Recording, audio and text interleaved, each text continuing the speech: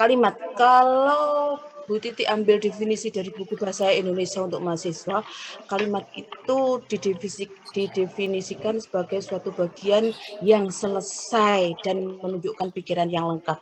Bagian dari apa? Ya bagian dari paragraf bagian dari apa? Bagian dari wacana gitu ya. Tidak perlu saya perpanjang lagi. Bagian yang selesai, karena satu kalimat itu sebenarnya sudah menunjukkan pikiran yang selesai, yang lengkap. Selesai ditandai dengan apa? Ditandai dengan tanda titik, tanda seru, tanda tanya, begitu ya. Kalimat dalam bahasa Indonesia paling sederhana terdiri atas dua kata, paling sederhana seperti ini. Ini sudah kalimat. Kuda berlari itu sudah kalimat. Atau contoh yang lain misalnya Akilah bernyanyi gitu. Mau Akilah bernyanyi di atas genteng, mau Akilah bernyanyi di pagi hari, mau Akilah bernyanyi di tengah lapangan, mau Akilah bernyanyi di kamar mandi, terserah Akilah. Tapi kalimat Akilah bernyanyi itu udah selesai gitu. Jadi perluasannya bisa keterangan tempat, keterangan waktu, sesuai dengan kebutuhan kalimat itu, sesuai dengan kebutuhan penulis untuk memperluas kalimat. Tapi kalimat Akilah bernyanyi selesai. Kalimat kuda berlari selesai. Itu kalimat yang paling pendek. Kalau predikatnya kata kerja transitif, dia membutuhkan objek. Ruangan itu memerlukan kursi. Akilah membaca. Tidak bisa selesai kalimat itu. Karena kata kerjanya membutuhkan objek. Membaca apa? Baca koran, baca komik, baca novel, baca buku, baca apa gitu. Akilah membaca novel misalnya. Akilah membaca koran misalnya. Akilah memasak juga tidak bisa selesai. Memasak apa? Masak air biar mateng. Masak mie, masak nasi, masak sayur, masak ikan, masak apa gitu. Akilah memasak tidak bisa selesai karena dia membutuhkan objek. Akilah memasak nasi di pagi hari. Atau pagi hari Akilah memasak nasi. Pagi hari tetap keterangan waktu, keterangan tempat. Meskipun sudah ada objek, bisa saja ditambah, diperluas dengan keterangan waktu, keterangan tempat, keterangan apapun yang dibutuhkan oleh kalimat itu. Nah, kalau dilihat dari kalimat bahasa Indonesia yang paling sederhana atau paling pendek itu terdiri atas subjek dan predikat, maka yang harus Anda pahami dalam menulis atau membaca kalimat, cara menentukan subjek dan predikat. Kalau kalimat yang Anda baca itu ada subjek dan predikatnya, atau kalimat yang Anda buat itu ada subjek dan predikatnya, hampir bisa dipastikan 80%, 90% kalimat Anda benar. Jadi intinya sekarang itu buat kalimat itu hanya mendeteksi, mengetahui kalimat itu ada subjek atau predikatnya. Yang lain-lain itu keterangan tambahan, keterangan waktu, keterangan tempat, objek itu sesuai dengan kebutuhan predikat gitu. Nah, sekarang Bu Titi akan memberi trik cara menentukan subjek dan predikat dengan mudah gitu. Itu aja Anda kuasai, itu saja Anda kuasai, Anda akan bertemu dengan kalimat serumit apapun, dikembalikan lagi ke kalimat tunggal, ada subjek, ada predikatnya, kalimat itu pasti benar, kalimat Anda pasti benar gitu ya. Kalau Anda membuat kalimatku mak cik ruwet gak karuan gini, Anda pecah dulu, cari subjek predikatnya, kemudian pecah, cari subjek predikatnya, pecah. Pasti kalimat Anda benar gitu ya. Nah, berdasarkan penelitian teman-teman sastra Indonesia FIB, pemakai bahasa Indonesia itu kecenderungannya menggunakan predikat kata kerja 60 sampai 70% kalau tidak salah Bu Titi. Antara 60-70% gitu pemakai bahasa Indonesia itu kecenderungannya menggunakan kata kerja sebagai predikat. Sehingga kalau Anda membaca kalimat, menemukan kata kerja, tandai atau pegang sementara. Pegang itu kan sesuatu di depan. Tandai sementara itu sebagai predikat. Misalnya kuda berlari. Tandai berlari ini sebagai predikat. Kemudian tanyakan pada predikat apa atau siapa. Kalau ketemu jawabannya, berarti kalimat yang Anda buat atau kalimat yang Anda baca mempunyai subjek. Kalau tidak ketemu jawabannya, berarti kalimat yang Anda baca atau kalimat yang Anda buat tidak mempunyai subjek. Kita tandai sementara berlari sebagai predikat. Tanyakan apa, siapa berlari.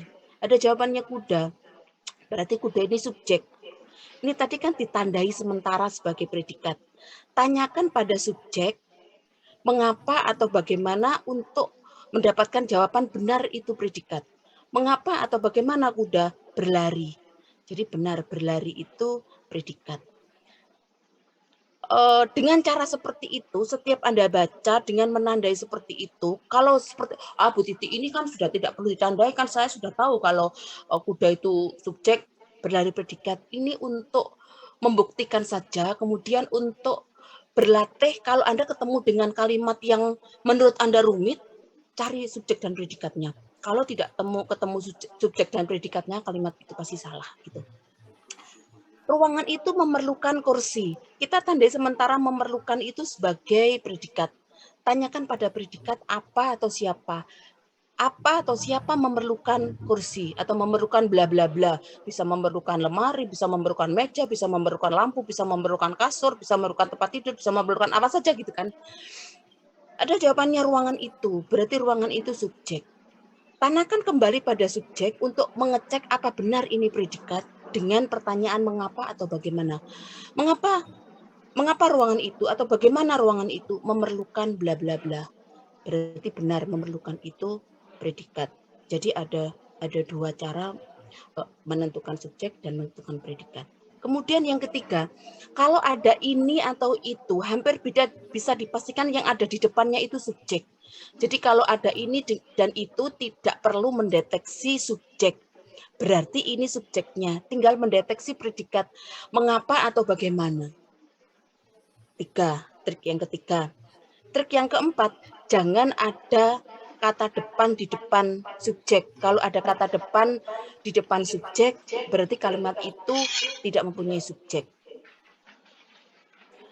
Kemudian trik yang kelima, jangan ada kata yang di depan predikat. Kalau ada yang di depan predikat, yang ada di belakang yang itu penjelasan dari subjek. Jadi sepanjang apapun kalimat yang Anda buat, atau kalimat yang Anda baca, berarti kalimat itu subjek saja, tidak ada predikatnya gitu. Misalnya kuda berlari, jelas kan kuda berlari ini kalimat. Kuda sebagai subjek, berlari sebagai predikat. Kalau di tengah predikat ini ada yang, kuda yang berlari, maka kalimat ini tidak selesai. Kalimat ini hanya terdiri atas subjek. Bisa ditambahi karena ini hanya subjek, kuda yang berlari itu sakit. Kata sifat kuda yang berlari itu mahal harganya. Kuda yang berlari itu punya saya. Kuda yang berlari itu bla bla bla gitu. Yang berlari itu tuh penjelasan dari subjek gitu. Saya teruskan, ini saya lewati tadi kalimat yang paling pendek itu subjek predikat bisa ditambahi objek, kalau kata kerja transitif bisa ditambahi keterangan baik yang ada objeknya maupun yang tidak ada objeknya. Kalimat tunggal. Kalimat yang tadi saya deteksi atau kita deteksi bersama-sama itu kalimat tunggal. Bu Titik sih selalu mengingatkan ya, kalau bisa menulis dengan kalimat tunggal, mengapa harus yang rumit? Saya selalu menyarankan pada mahasiswa, kalau bisa simpel jangan mau rumit, kalau bisa hidup simpel, kalau bisa sederhana jangan mau yang ruwet gitu. Bimbingan skripsi Bu Titik juga begitu. Simpel-simpel saja, yang enak-enak saja. Ini tadi ya, saya ringkas begitu, Anda baca sendiri nanti di rumah penjelasan lengkapnya. Kemudian kalimat tunggal. Materi kalimat ini sudah saya unggah beberapa minggu yang lalu ya. Hanya memenuhi judul di MMP saja. Penjelasannya kapanpun nggak masalah kan. Tadi Bu Titik mengatakan penelitian penelitian teman sastra Indonesia FIB itu 60 sampai 70%, 60% lah katakanlah pemakai bahasa Indonesia menggunakan kata kerja sebagai predikat. Setidaknya di buku bahasa Indonesia untuk mahasiswa itu dikenalkan 7 pola kalimat tunggal. Kalau di buku yang lain yang misalnya terbit terbaru lebih dari itu, anggap itu pelengkap. Kalau di buku yang lain lebih dari kurang dari itu, anggap yang di buku bahasa Indonesia untuk mahasiswa itu memang kompilasi dari beberapa buku gitu kan ya. Pola pertama, adik menangis sama dengan Akila bernyanyi tadi, subjek kata benda, predikat kata kerja. Pola kedua, ibunya sangat ramah atau dosenku cantik sekali gitu misalnya, subjek kata benda, predikat kata sifat. Kalimat ketiga, harga buku itu Rp15, Rp15.000, subjek kata benda, predikat kata bilangan. Pola yang keempat, ayah saya di Bandung, subjek kata benda, predikat kata benda. Mereka menonton sandiwara, polanya sama dengan Akilah memasak air, gitu, masak nasi misalnya, atau Akilah membaca buku, subjek kata benda, predikat kata kerja, objek kata benda. Pola keenam, ayah mencarikan saya pekerjaan, subjek kata benda, predikat kata kerja, objeknya 2 kata benda dan kata benda. Seperti misalnya kuda yang berlari itu milik saya gitu misalnya. Effendi berdagang, subjek kata benda, predikat kata benda gitu. Kalau Anda cermati dari 7 pola ini ada 3 pola menggunakan predikat kata kerja. 3 pola, 3 dari 7 itu kan sudah lebih dari 40, hampir 50% gitu ya. Hampir 50%. Jadi kalau praktiknya pemakai bahasa Indonesia suka menggunakan kata kerja sebagai predikat, meskipun mereka tidak mengenal pola ini, ya masuk akal. Karena dengan predikat kata kerja itu seolah-olah kita terlibat gitu, melakukan sesuatu gitu. Secara teoritis tidak saya bahas gitu. Kemudian kalimat berikutnya kalimat majemuk. Kalimat tunggal itu paling sederhana ya. Kalau mau agak rumit sedikit, mau mikir lagi, kalimat majemuk. Kalimat majemuk itu kalimat yang terdiri atas 2 pola kalimat tunggal atau lebih. Jadi masuk akal kalau cara mendeteksi kalimat tunggal itu yang seperti ini, yang seperti tadi saya jelaskan itu masuk akal gitu. Penting gitu. Karena kalau Anda ingin membuat kalimat yang rumit, lebih rumit lagi kalimat majemuk, majemuk itu ada majemuk setara, ada majemuk bertingkat, ada majemuk campuran. Serumit apapun kalimat yang Anda baca, seruwet apapun kalimat yang Anda baca, kalau Anda menguasai cara menentukan subjek dan predikat pada pola kalimat tunggal, gampang. Dikembalikan lagi itu gampang gitu. Mudah gitu. Yang pertama kalimat majemuk setara, jangan dihafalkan definisinya, substansinya saja. Toh kita tidak perlu definisi nanti. Yang penting Anda paham substansinya. 2 pola kalimat tunggal atau lebih yang posisinya setara atau sejajar gitu. Ya. Yang pertama kalimat majemuk setara penjumlahan. 2 pola kalimat tunggal yang posisinya sejajar atau setara hanya dijumlahkan saja. Plek begini. Kalau hanya dijumlahkan begitu, kata penghubung yang lazim atau yang kecenderungannya dipilih oleh pemakai bahasa Indonesia itu dan, sedang, serta. Kata penghubung apa yang paling banyak dipakai, yang paling banyak dipilih? Dan. Sedang dan serta dipakai juga, tapi kecenderungannya ke dan. Serta boleh dipakai kalau dan sudah dipakai, tidak boleh gabungan pertama langsung serta gitu. Dan dulu harus digunakan, baru serta digunakan gitu. Saya mempunyai 2 kalimat. Saya membaca buku, mereka menulis kalimat. Kalau kita deteksi dengan pola kalimat tunggal, pegang sementara membaca atau menulis ini sebagai predikat. Tanyakan apa atau siapa membaca. Ada jawabannya saya. Tanyakan lagi pada subjek mengapa atau bagaimana saya membaca buku. Menulis kita tandai sementara sebagai predikat. Tanyakan pada menulis pada predikat apa atau siapa menulis bla bla bla. Ada jawabannya mereka. Tanyakan pada subjek lagi untuk cross check, untuk mengetahui, untuk mengecek lagi apa benar menulis itu predikat. Mengapa atau bagaimana mereka menulis kalimat. Jadi subjek kalimat pertama dan subjek kalimat kedua ada pisang gaji lewat, sukaan Bapak ya sudah terlalu lewat. Kalau subjek kalimat pertama dan subjek kalimat kedua, tolong dimatikan audionya. Rina, tolong dimatikan audionya. Kalau subjek kalimat pertama dan kalimat kedua itu tidak sama, maka di kalimat majemuk dua-duanya harus ditulis. Saya membaca buku dan mereka menulis kalimat. Ada 3 kalimat. Direktur tenang, karyawan duduk teratur, nasabah tertib. Kalau dibuat kalimat majemuk, direktur tenang dan karyawan duduk teratur serta nasabah tertib. Serta boleh digunakan kalau dan sudah digunakan.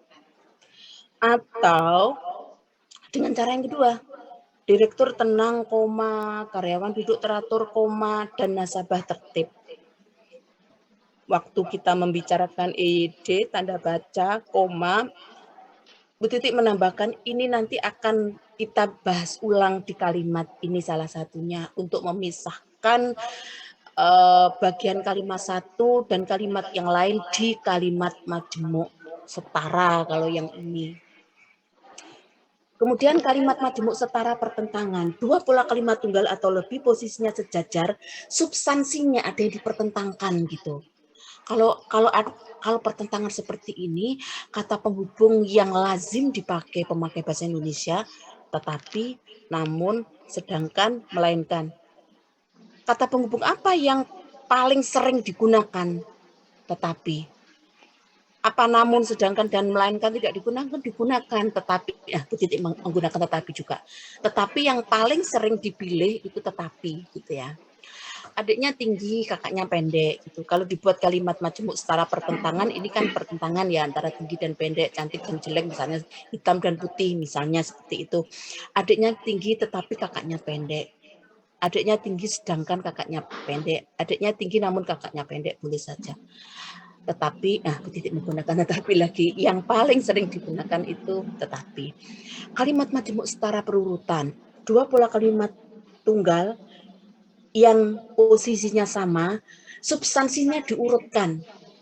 Diurutkan itu seperti orang bercerita gitu, membuat biografi, autobiografi, memoir, features itu biasanya bagian dari mengurutkan suatu peristiwa gitu ya.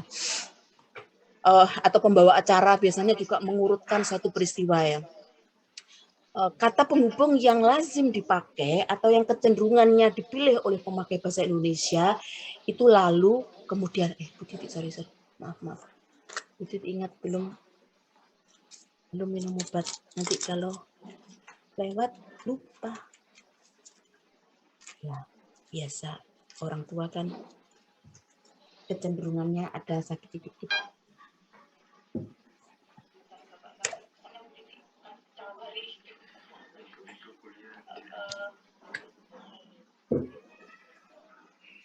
Kalau asam urat agak tinggi itu, ini kadang kalau nggak jempol kaki, jempol tangan itu terasa.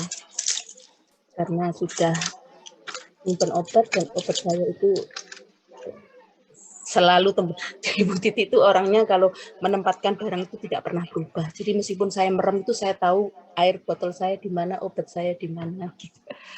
Kalau ada yang mengubah Bu Titi ngomel. Membuat biografi itu kan dimulai dari lahir bla bla bla bla bla gitu. Kalau biografi autobiografi saya lewati. Saya ingin mengajak Anda berpikir tentang features. Features itu karangan khas yang sumbernya dari data gitu ya. Features itu bisa jadi uang kalau sekarang Anda upload di blog, Anda upload di Instagram dan sebagainya. Laku gitu ya. Misalnya Anda kan sumbernya dari data, dari fakta ya. Misalnya Anda mengetahui di daerah Anda itu ada tempat wisata yang menurut Anda bagus, view-nya bagus. Anda ambil gambarnya dengan beberapa angle yang bagus begitu. kemudian Anda izin pada kepala desa, harus izin ya, kalau tidak izin Anda kena sanksi nanti. Izin kepada kepala desa untuk diunggah, terus ditambahi wawancara dengan kepala desa, dengan orang yang rumahnya dekat dengan tempat wisata itu, bagaimana kalau ini dijadikan wisata bla bla bla bla bla, Anda tambahi pendapat sendiri, Anda unggah, itu fitness. Tapi kronologisnya harus jelas gitu. Menceritakannya itu harus jelas, paling tidak kronologis dari jalan utama yang harus dilalui itu apa. Itu kronologis pasti, belok-beloknya lalu belok ke kiri, lalu kemudian bla bla bla, itu secara berurutan. Fitness. Kalau dulu di Jawa Pos itu enggak dulu ya, sampai sekarang.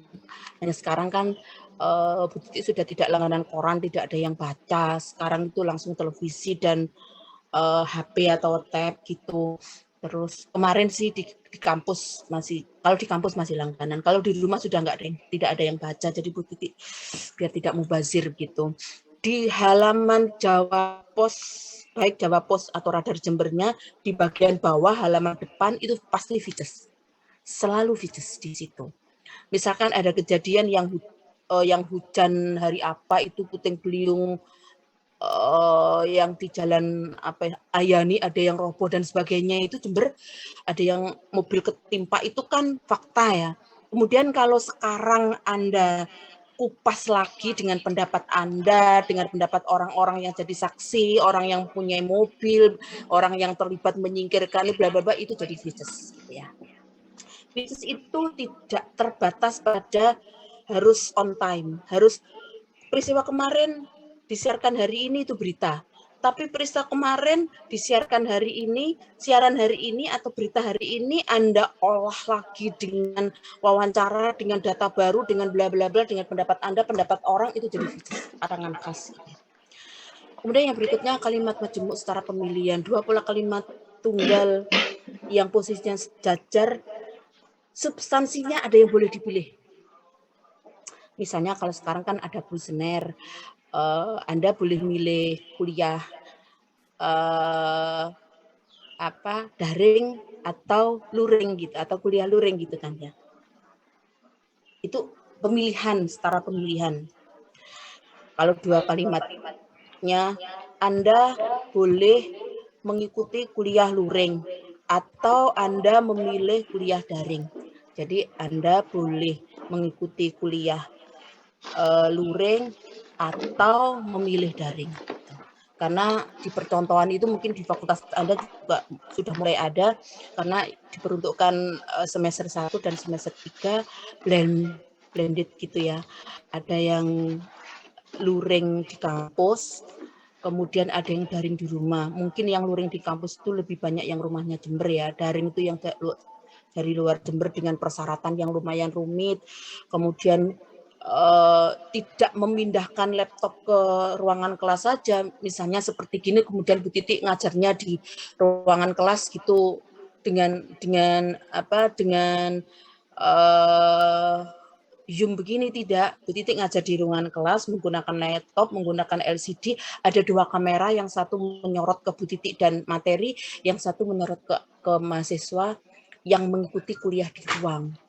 Lah, untuk menyiapkan 2 kamera yang seperti itu biar bisa ditangkap semua kuliahnya, itu bukan pekerjaan yang mudah. Oleh karena itu hanya semester 1 dan semester 3, dan hanya mata kuliah yang benar-benar membutuhkan luring deh.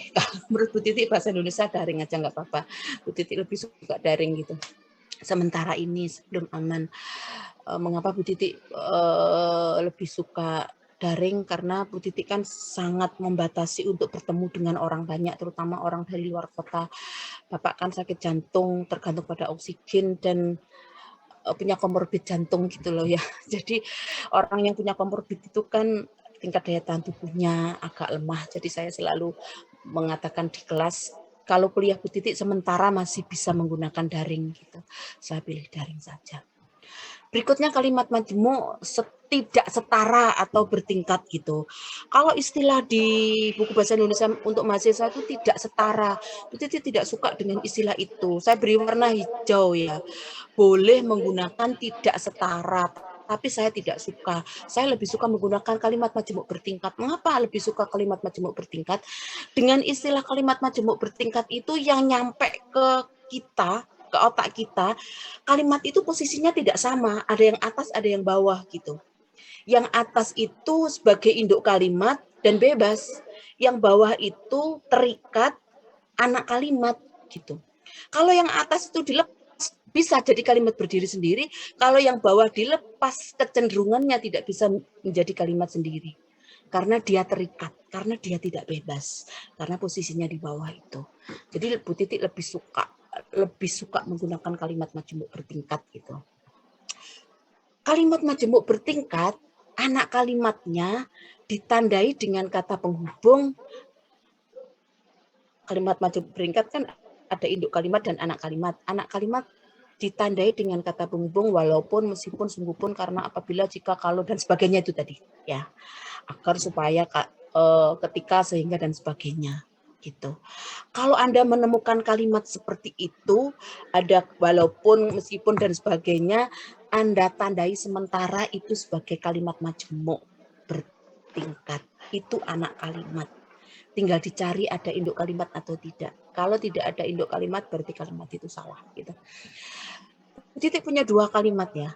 Komputer itu dilengkapi dengan alat-alat modern.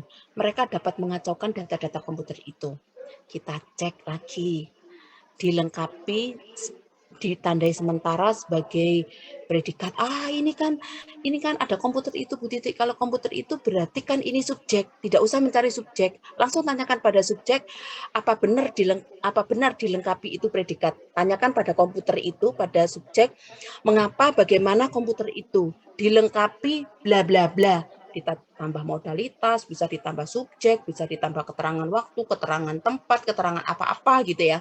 Terserah gitu. Berarti benar dilengkapi itu sebagai predikat, komputer itu sebagai subjek. Kalimat kedua, dapat mengacaukan bisa ditandai sebagai predikat. Tanyakan pada predikat apa atau siapa. Apa atau siapa dapat mengacaukan bla bla bla. Ada jawabannya mereka, berarti mereka itu subjek. Tanyakan pada mereka mengapa atau bagaimana mereka dapat mengacaukan bla bla bla gitu ya. Subjek kalimat pertama dan subjek kalimat kedua tidak sama. Tadi sudah saya katakan kalau subjeknya tidak sama, 2 kalimat yang digabungkan subjeknya tidak sama, maka semua subjek harus ditulis, baik di induk kalimat maupun di anak kalimat. Kita coba meletakkan kalimat pertama ini sebagai anak kalimat. Walaupun komputer itu dilengkapi dengan alat-alat modern, mereka dapat mengacaukan data-data komputer itu. Anak kalimat ada di depan. Kalau anak kalimat ada di depan, penanda antara anak kalimat dan induk kalimat itu koma. Pemisah atau penanda koma. Itulah sebabnya waktu di ejaan, waktu membicarakan koma, Bu Titik juga menyinggung ini, nanti akan kita bicarakan lagi di kalimat gitu ya. Ini salah satunya tadi di kalimat majemuk setara, ini di kalimat majemuk bertingkat gitu ya. Kemudian kita coba kalimat yang kedua, kita balik. Induk kalimat yang pertama. Kalau induk kalimat pertama, penanda antara induk kalimat dengan anak kalimat itu kata penghubung walaupun. Jadi tidak perlu ada koma lagi di sini. Jadi tidak perlu, mereka dapat mengacaukan data-data komputer itu koma walaupun dilengkapi dengan alat-alat. Kalau Anda baca kalimat ini sekilas ya, kalimat ini benar, tapi kalimat ini salah. Mengapa salah? Karena anak kalimat tidak ada subjeknya. Kalau subjek dilesapkan begini, dihilangkan begini, logikanya subjeknya itu sama. Jadi yang dilengkapi dengan alat-alat modern itu mereka, bukan komputernya. Gitu. Padahal yang dilengkapi dengan alat-alat modern kan komputer itu, komputernya. Jadi harusnya di sini tuh ada komputer itu. Saya ulang lagi, kalau subjek tidak sama, di kalimat majemuk apapun, baik setara maupun bertingkat, subjek harus ditulis lengkap. Mereka dapat mengacaukan data-data masihnya dibuang ya. atau ditambah juga tidak apa. Mereka dapat mengacaukan data-data komputer itu walaupun komputer itu dilengkapi dengan alat-alat modern itu yang benar. Jadi kalau dihilangkan seperti ini salah, karena di anak kalimat tidak mempunyai subjek. Kita lihat contoh yang berikutnya. Saya datang terlambat, saya sakit perut. Tidak perlu dicek lagi ya. Saya ini subjek pasti datang dan sakit ini predikat gitu kan ya. Ada subjek yang sama saya. Kalau subjeknya sama digabung jadi kalimat majemuk apapun, baik kalimat majemuk setara maupun bertingkat, maka salah satu subjeknya dilesapkan. Kalau kalimat majemuk setara, subjek yang dilesapkan itu yang kalimat kedua setelah dan atau setelah kata penghubung yang lain yang dipilih. Kemudian kalau di kalimat majemuk bertingkat yang dihilangkan anak kalimat, nggak pernah ada ceritanya yang dihilangkan itu di induk kalimat gitu ya.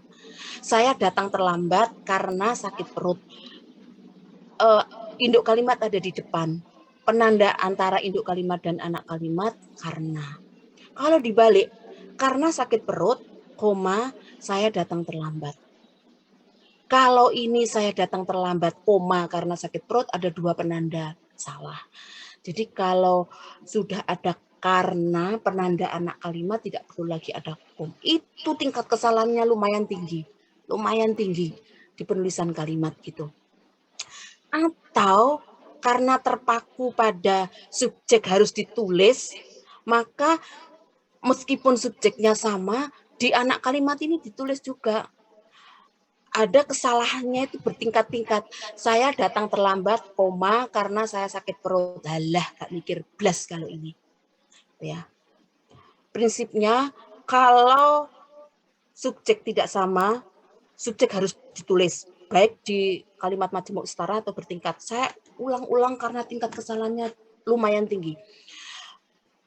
Kalau anak subjek induk kalimat ada di depan, maka penandanya antara induk kalimat dengan anak kalimat kata penghubung, tidak perlu lagi ada koma gitu. Dan itu tingkat kesalahannya juga tinggi. Ya.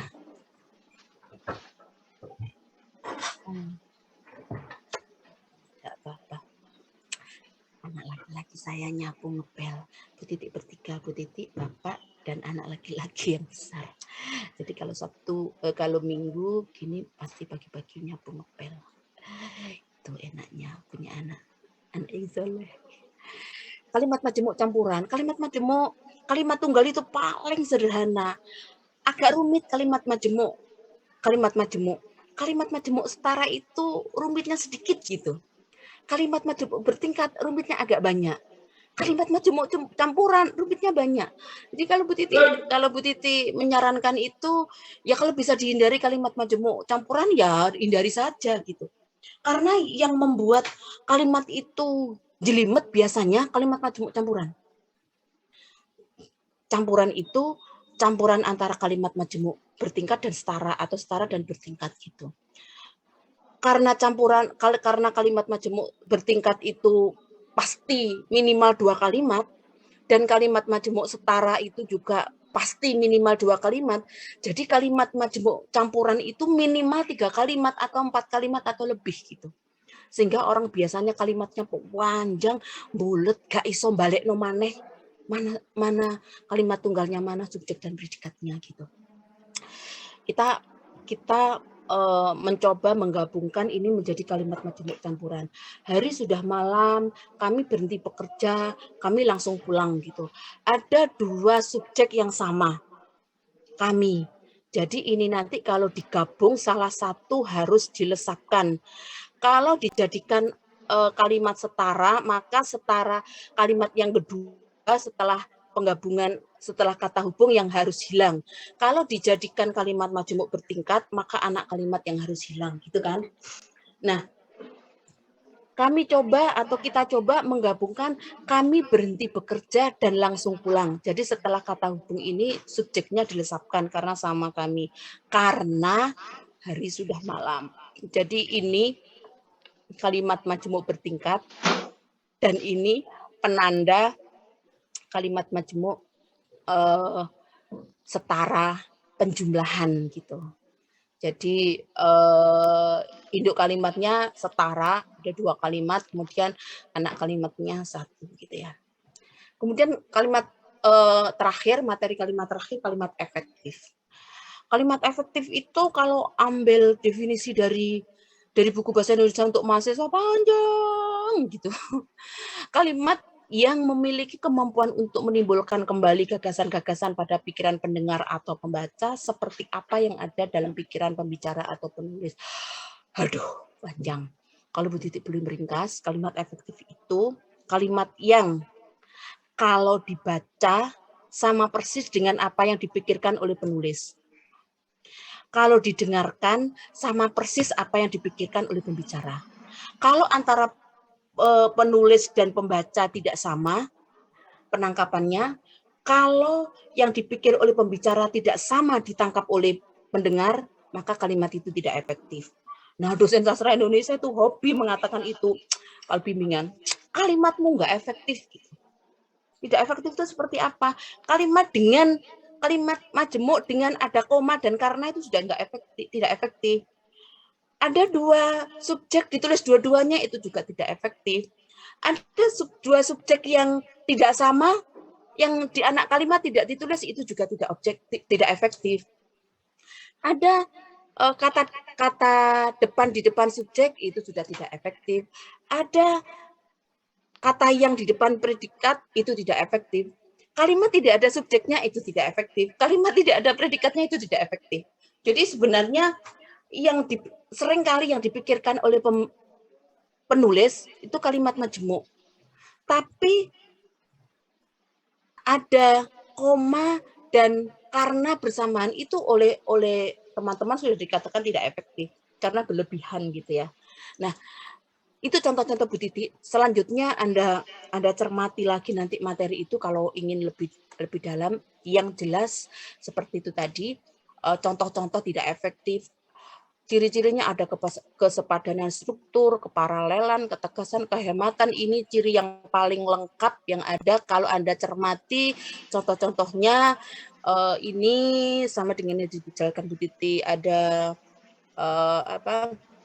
predikat tidak jelas, kemudian ada kata depan di depan subjek, kemudian intrakalimat, kata penghubung intrakalimat di awal kalimat. Ini sering loh terjadi seperti ini, tiba ada awal kalimat sehingga gitu. Sebentar, maaf. Air, Misi air, tandon sudah meludak, gak tahu.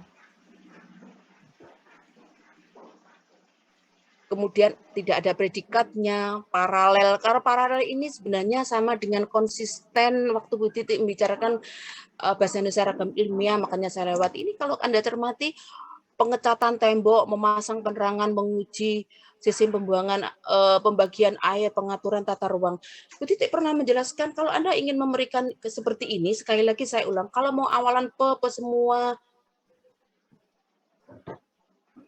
sudah dimatikan, kok masih ngocor di samping.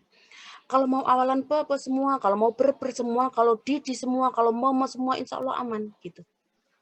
Kalau dicampur-campur seperti ini, tidak konsisten dan tidak paralel.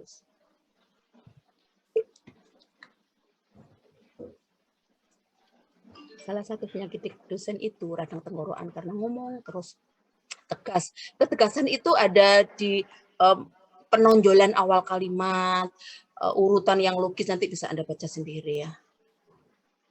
Ini juga sudah saya bicarakan di bahasa Indonesia ragam ilmiah, sudah saya bicarakan, banyak yang sudah saya bicarakan di bahasa Indonesia ragam ilmiah.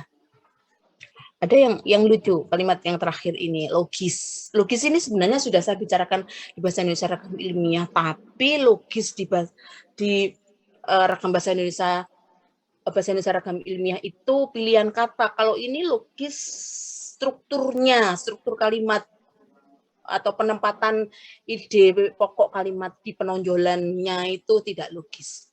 Kalau kita baca sekilas gitu, pencuri berhasil ditangkap polisi. Iya memang kalimat ini tidak salah. Tapi logikanya, kalau orang ini menonjolkan sesuatu, yang ditonjolkan itu yang berhasilnya. Jadi polisi yang berhasil menangkap pencuri, bukan pencuri berhasil ditangkap polisi gitu. Jadi ini seolah-olah kan yang berhasil itu pencurinya gitu. Padahal yang berhasil itu polisinya. Gitu. Meskipun kalimat ini kalau dibaca sekilas tidak salah, tapi menetapkan penonjolannya itu yang salah. Ini materi pertama, Bu Titik Rodok Ngebut.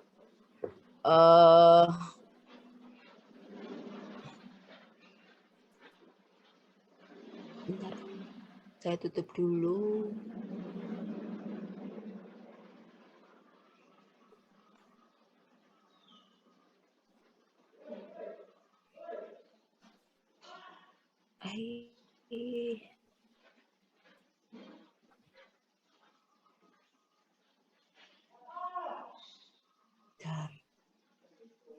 Inilah kok enggak, kadang PowerPoint ini enggak mau di. Oke. Sudah saya tutup. Alah, enggak mau hilang.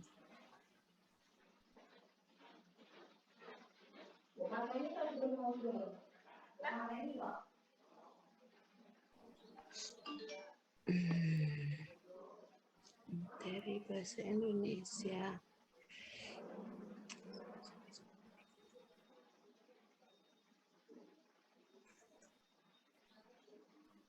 Jadi hari Jumat minggu depan kita selesaikan materi terakhir, kemudian Jumat berikutnya sudah mulai presentasi. Contoh makalah sudah saya unggah di PowerPoint, di MMP ya. Itu hasil konversi juga. Jadi tuliskan juga sumbernya dari mana. Dikonversi dari skripsi Titik Mas Likatin misalnya seperti itu ya. Jadi biar kita tidak dianggap sebagai plagiat kalau kepencet. Sorry. Ya Allah, ini kursor muter.